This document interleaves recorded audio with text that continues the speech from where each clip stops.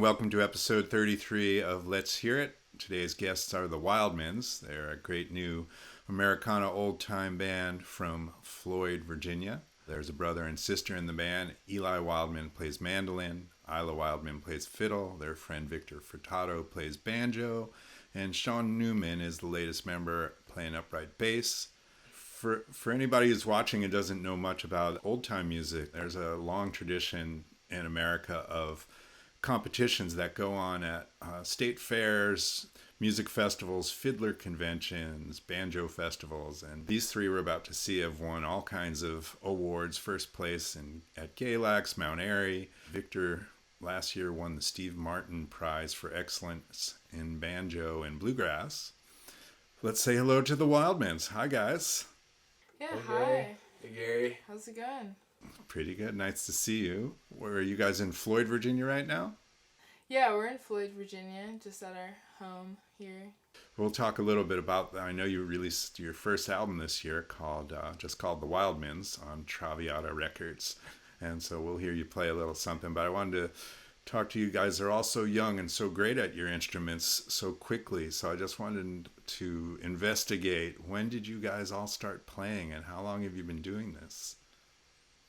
Yeah, so me and Eli started at the same time. I was 5, and I think he was 7 or 8. But, I just, decided one day, I don't really remember it too well, but I just decided one day I wanted to play the fiddle, I guess, and and the rest is history. Yeah, we live in a town where Floyd has got a huge old-time and bluegrass too, but especially old-time music scene, and they all come out on the street and Friday night and jam, and so there's just lots of fiddle tunes being played downtown, and I think growing up that was an influence for us. We'd see everybody out in the street having a good time playing music. And you're also lucky enough to have a great music venue there with a Floyd Country Store. They've been doing some great broadcasts during COVID. They really have great sound and video quality, and those are really fun to watch. So it's nice for you guys to grow up there and have a great place to play as well. Yeah, totally. The Country Store has always been a really great spot. When did you guys meet Victor and start playing with him? Well, we had been seeing each other at the Fiddlers conventions growing up. So I think Victor grew up going to a lot of those, especially, and we maybe started going a little bit later, but I think there's even a video of Victor playing the banjo somebody took, and I'm on stage in the background playing the mandolin, and we're probably just 10 years old or something. Yeah. And that was before we had even really met each other. Yeah. Officially. We didn't really know each other back then, and it wasn't until maybe 2013 or so. Yeah. Yeah. I'd say 2013, I think, is when we met Victor at Galax, and we just went up to him and asked him if he wanted to be in a band. So we all got together and competed in the youth band competition at Galax. Yeah, we definitely heard about Victor through the festival and seen him play. Yeah, totally. He was winning all kinds of contests back then, so. Yeah, as is you guys. So. Growing up around old-time music and playing that since you were young, are there other kinds of music that you gravitated towards in your angry teenage years at all? Metal? Is there any metal or hip-hop? What's going on? Yeah, not too much metal. I mean, I think we all listen to a lot of different kinds of music, and we all go to Berkeley, so there's a lot of different influences that come from that as well. Yeah, a lot of the people that we learned from, I think, in the early years are people at the festivals like Nate Leith and Danny Nicely. And I think a lot of what I thought was cool about them is that they would play kind of language from other genres and put it into old time and bluegrass and totally expand. Yeah, definitely a lot of jazz influence, I would say. Well, we don't need to talk too much about your instruments, but just tell us what you have, and then we'll hear you guys play a little something. What do you have there, Eli? Well, I could even go on about this one. It's a Gibson A4 mandolin from the 1920s. I don't know the specific year, but It was found at a flea market up in Boston by my uncle, who, my uncle, he buys and sells lots of things, and instruments being one of them, especially at flea markets and such. But this mandolin was just in really rough shape and almost unplayable. So I kind of set it off to the side for a while. And like on the album, I play this on one song now, because that was when we made the album. This mandolin that was just when I was starting to play it, because it took about 2 years of just hydrating it to even be able to work on it. And so it was in my uncle's shower, and then I had Ward Elliott fix it up, kind of restore it, fill the holes that were in it, and it just really opened up to be a really pretty sounding mandolin, and I've been loving it for the old time music, especially recently over the summer. And Aila, you have I think a German fiddle there, but with a... Yeah, exactly. So it was made in like 1925, I think, and or maybe it was actually 1945. That makes a lot more sense. But it's a German violin, and it has like a fake Italian name in it. They're trying to make fake Stradivarius instruments, see if somebody would buy them. Yeah, exactly. It's like an Italian copy. And what do you have today, Victor? Yeah, when I grew up going to Clifftop, when I would go there, I would, during the day, I would usually hang around the instrument vendors, and I just spent all day at different banjo vendors. So I found this guy, Dean Robinson, and I would play his banjos and saved up enough money to make a custom one with him. It's a 12-inch pot and a Dobson tone ring. And the album that you guys put out earlier this year, I think you made it in Richmond, is that correct? Oh, yeah, we actually made this album in Floyd. Yeah. Oh, you did? Mm-hmm. Yeah, down at Traviana and Mountain Fever Records. Yeah. Just about 20 minutes away from our house, actually. It's actually listed as Willis, Virginia, but... Yeah. Well, you're going to play us something from the album, or just something else you feel like playing? We were thinking about an old-time tune that might not be on the album. Yeah. Okay, let's do that. This is a great tune. Yeah, just a nice little old-time tune called Farewell to Trion. All right.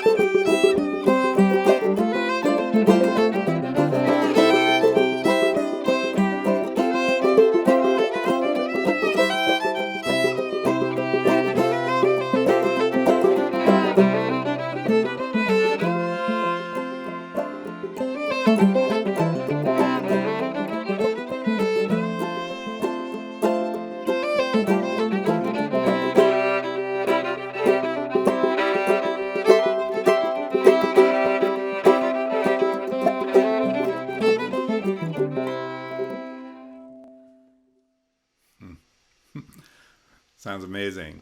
I was thinking that one of the things that really is the worst part about the COVID is just of course, the lack of being able to go out and see your friends play music and see shows and go to festivals, but particularly in the old time world where it's such a beautiful community, and going from festival to festival in the summertime and seeing your friends and hanging around the parking lot and jamming and learning new songs and meeting new people. Yeah. Totally. Yeah, we are definitely lucky that we can, play with each other here, but we also miss the festivals and seeing all of our friends and stuff. Yeah, the community music aspect is a big part of it. Let's really hope that next year we're back at it. And thank you for coming on. If you want to play one more tune, I'd love to hear it. Yeah, sure. It'd be great. Yeah. So this is a tune called The Root.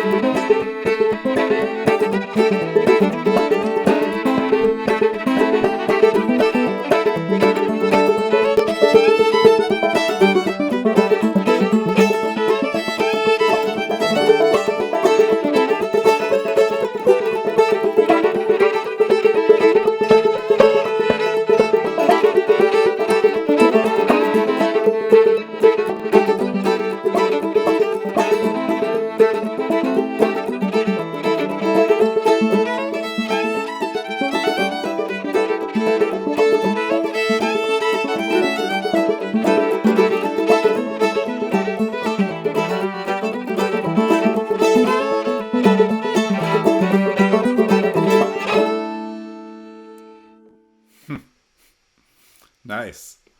Oh, and we'll probably go right to the top of the all-time dance chart. Thanks. Yeah, thanks. Great tune. So all three of you go to Berklee School of Music. Is it virtual classes going on? What's happening with that? Yeah, right now we're doing classes over Zoom. Yeah, it's basically Zoom school. Yep. Yep. You know, it's not the worst. We're definitely still learning, Yeah. keeping some relationships with some great teachers, so, Yeah. you know. Bruce Molsky, are you guys taking classes with him? Who else? Yeah, we did a ensemble with Bruce last semester, and he does these free lessons every week, which is really awesome to take advantage of. Yeah. Yeah, exactly. But we're kind of getting some liberal art credits out of the way. Yeah, totally. And just, I guess one really cool class me and Victor are doing is Matt Glazier's Roots Music Survey. Yeah. Yeah, it's a great class. Yeah, really digging deep into the history and roots of American music. We're all three in an ensemble together. Go ahead, Victor. Yeah. Yeah, we're in the in a gypsy Gypsy. jazz ensemble. Yeah. Yeah, so Which is Yeah, fun. we're all three doing together, so at least we get some in person, just with each other. Nice. Yeah. Well, cool. Well, thanks for coming on, you guys. Yeah. yeah, We Gary, had a Gary. great time. Thanks. thanks so much for having us. Well, there you go. The Wildmans are so great and so young. The future is wide open for them. I'm sure they're going to do amazing things. Thanks for checking out Let's Hear It. We'll be back in a couple days with the next episode.